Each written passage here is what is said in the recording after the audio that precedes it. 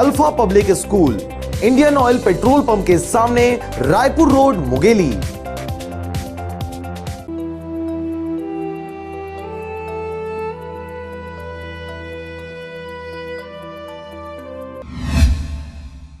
जगदलपुर के महारानी अस्पताल में एक बड़ा हादसा होते होते रह गया। खबर है, बीती रात महारानी अस्पताल की डिलीवरी कक्ष का छज्जा अचानक से तब गिर गया जब मरीज निद्रा की अवस्था में थे। एक बड़ी दुर्घटना होते होते टल गया, क्योंकि जहां छज्जा गिरा वहां पर कोई भी व्यक्ति हताहत नहीं हुआ।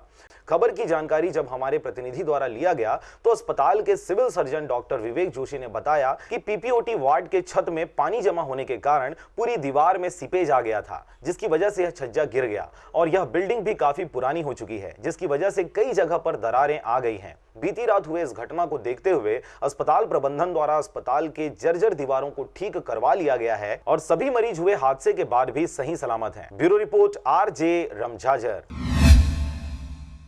Alpha public school, Indian oil petrol pump के सामने, रायपुर रोड, मुंगेली।